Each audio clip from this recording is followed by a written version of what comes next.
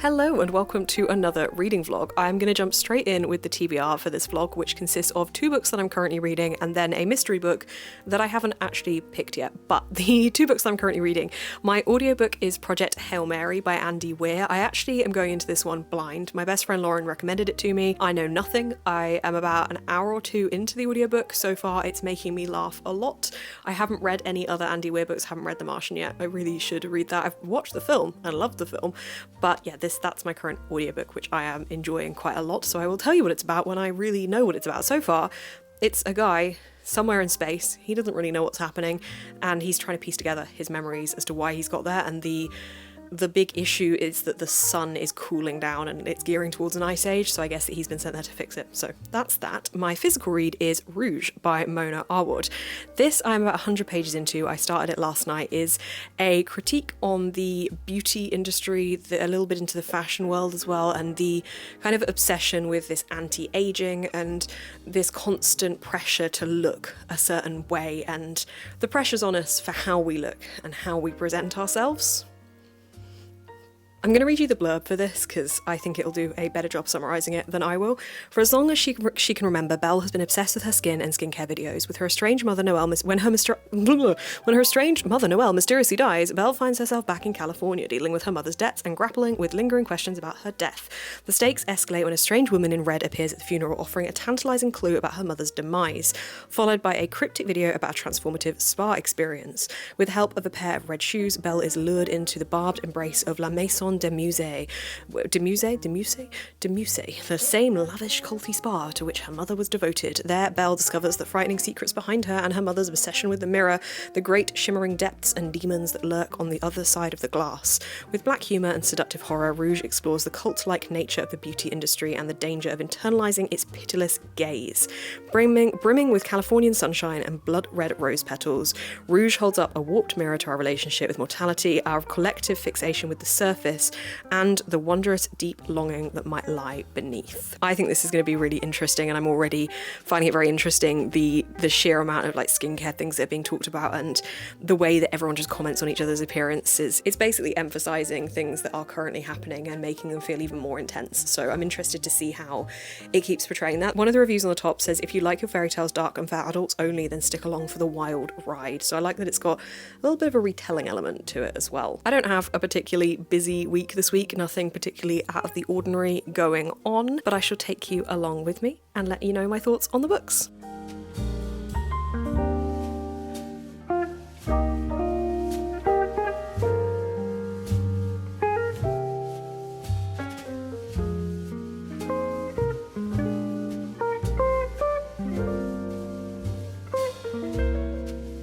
I've been reliably informed that this pub is in Ted Lasso. I haven't seen Ted Lasso, but apparently this pub is in it. I believe.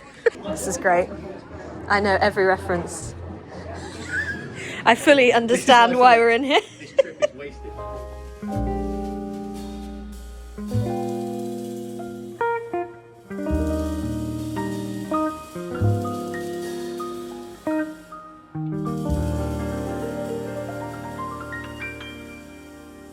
So I finished Rouge, and I am struggling to put my thoughts together on this book.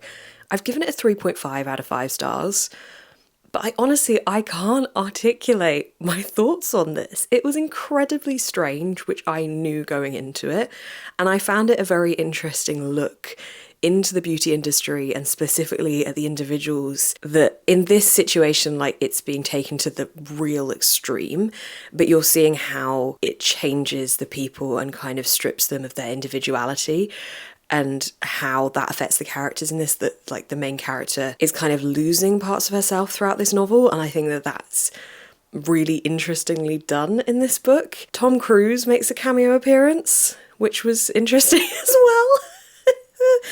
It was just so bizarre, but also really captivating and gripping, and I couldn't really look away from the absolute chaos that was the plot of this book. I just don't know. I don't know. I really enjoyed the writing style. It felt quite disjointed, like deliberately so, in a way that made it feel really unsettling and quite uncanny to read about. And I think that that was done in a really clever and interesting way that kept the story moving, but also meant you just really had no idea where you were at half the time, and it just felt kind of like a fever dream. And I think the writing did a brilliant job of demonstrating that. So I just don't know. I'm putting it smack bang in the middle with a 3.5 stars, near enough. Sometimes thoughts and words do not come out of my brain for certain books, and I just can't articulate my thoughts and feelings on this. It gave me a feeling when reading it of just, as I said, like this fever dream strangeness. I think it was a really interesting look at the beauty industry, and I really liked the writing style. The reason I've settled on 3.5 for this and not anything higher is I think because at times the plot for me just wasn't quite it. And at times it was, but at other times it wasn't quite so much. So anyway, 3.5 out of 5 stars for this one. I'm still listening to Project Hail Mary, which I'm really enjoying. It's incredibly interesting. Definitely, I don't think I've read anything like it before with the kind of space-based, science-based sci-fi element of it, but I'm finding it really, really interesting, and I'm really, really loving the narrator. It's got a really fun comedy element to it, as well as being about something that's like a really serious subject matter. So I'm really enjoying listening to that. And my next physical read, it's this. This is The Dark Mirror by Samantha Shannon. This comes out in February. I think this video is live in February, so this month by the time you're watching it, but for me, next month. So I really want to try and read this before the release date. I started it last night and read a little bit more this morning, so I am like 30 pages into this very chunky beast. I want to try and read like 100 pages a day of this if I can. This is book 5 in the Bone Season series. I do not have the best memory of the rest of the Bone Season series. My best friend Lauren loves this series so much and has sent me a very, very helpful voice note explaining who everyone is and what is happening. So that really helped fill in some gaps, but I am still having quite a few I have no memory of this place moments with some of the characters and things. I just need to get into it and start remembering who people are, or kind of start relearning who people are. I think that book series should just have like previously on at the start when it's a book that continues a series, just to remind you what was happening, because it's been so long since I read the last book in this series, and I've read so many books in between then, and I remember I really enjoyed it. I just can't remember the details of the events. So this is my current read, aiming for about 100 pages a day, which should hopefully help me finish this within, well, actually, I don't even know how many pages it is. Okay, it actually looks bigger than it is. It's like 530 or so pages, I suppose, because it's taller pages as well. It might take a little bit longer, but this is my current read. I'm very excited. My plans for today include going out to a foresty woodland area in this very miserable looking day. It's not raining, it's just very overcast and cloudy and horrible and grey and miserable looking. But I work from home and I am always in my flat, and I really, really like to try and get out as much as possible. I went to Richmond with my friend yesterday and that was really good fun. So I want to get out a little bit today as well, and then I'm planning hopefully on coming home, having a nice bath, and then basically just spending the rest of the day reading.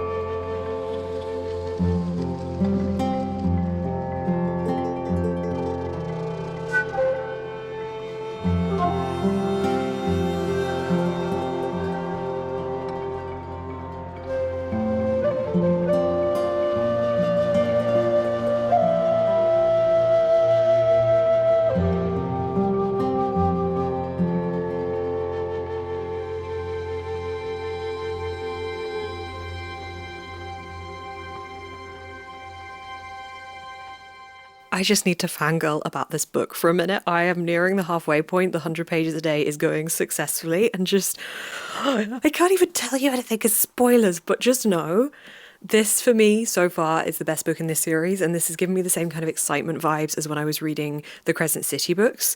I am so enjoying this. I love that Samantha Shannon's writing style is more dialogue focused than it is description focused. Like, don't get me wrong, there's great descriptions in here as well, but it's very much about like moving the characters along and the dialogue kind of guiding the plot, and I really like that. I love that we have a couple of different countries that we get to see in this book, specifically Venice. I love that as the setting. It's making me definitely want to go to Venice.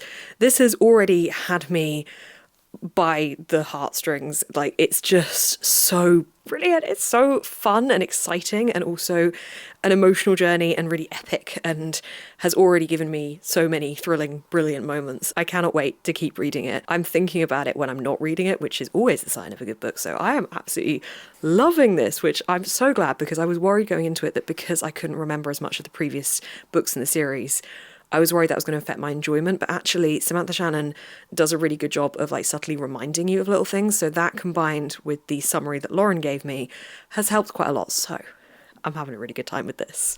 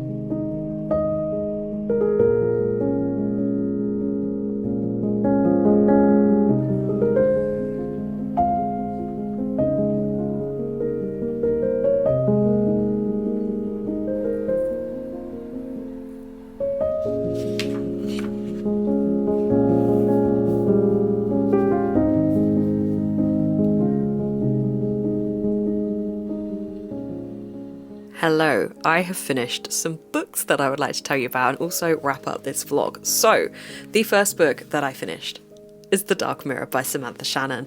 This is obviously the arc. This comes out in February, which is the month you're watching this vlog, so go buy this book. It's so good. This is my first 5-star read of the year. I thought this was phenomenal. This by far for me is the best book in the series. I obviously went into this series, well, this book, not really remembering as much as I would have liked to from the previous books in the series, but you know what? That didn't matter. It picked up the pieces for me and it did a really good job of doing so, and I never really felt lost. There was a couple of people where I was like, who are you again? But overall, it just did such a brilliant job of moving the story along and giving us the perfect balance of this epic action-packed side of things and also developing all these characters and the friendships and relationships with each other. I really specifically loved Maria and, hang on, I've forgotten the name of the other character. I promise I did love them. Verka or Versa? I need to check the pronunciation on that, but I loved both of them so much. They were definitely my favourite characters in this one. But it was just so good. It had so many great moments. It felt emotional in the places it needed to. It was epic in the places it needed to. It was all building to this huge, big, epic moment that everything was being thrown towards, and I absolutely loved the way that that was depicted. Sorry, I don't know where my voice is going. In short, it was fabulous.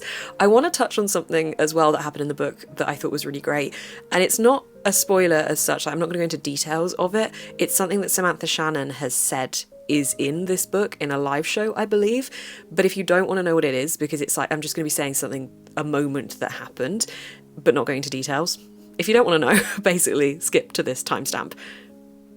You have been warned. Okay, so there was a really fantastic sex scene in this book, and I just think it was done so brilliantly. It was very passionate, and it just felt like it was just done in a really, really important way.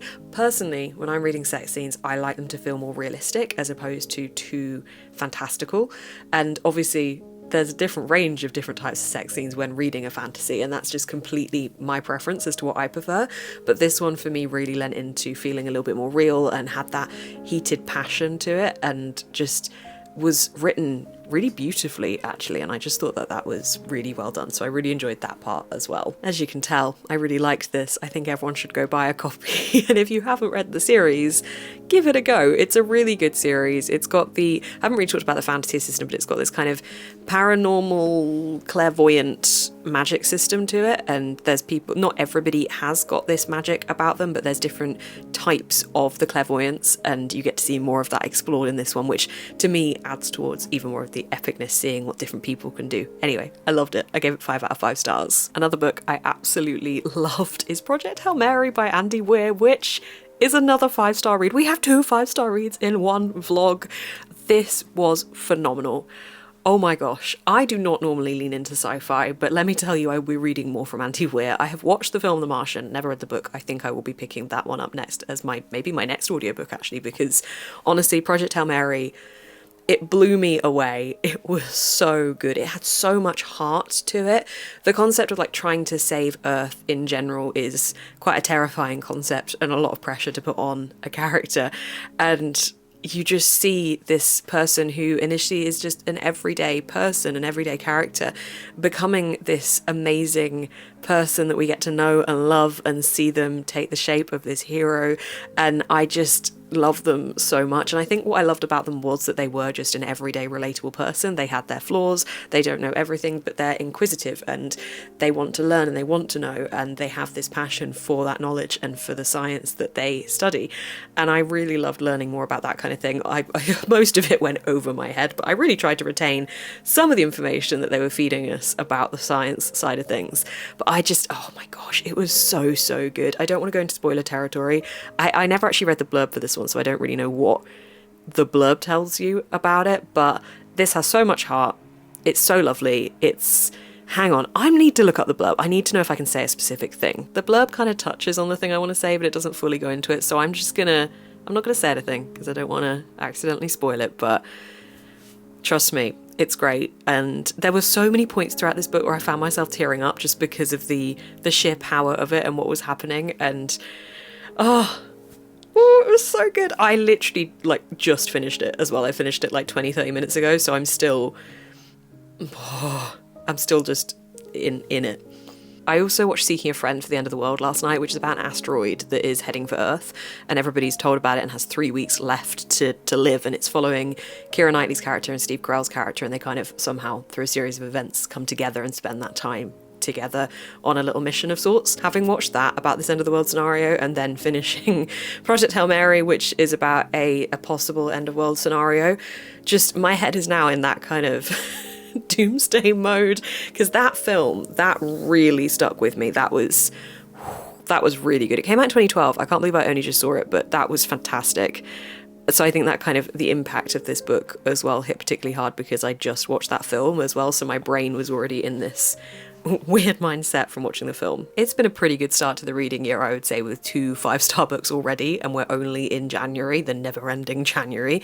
You'll be watching this in February, but for me, it's still January. But I think it's been a pretty good start to the year with reading. 11 books read this month. I am happy. Thank you so much for watching this vlog. I hope you've enjoyed it. I will see you in the next one.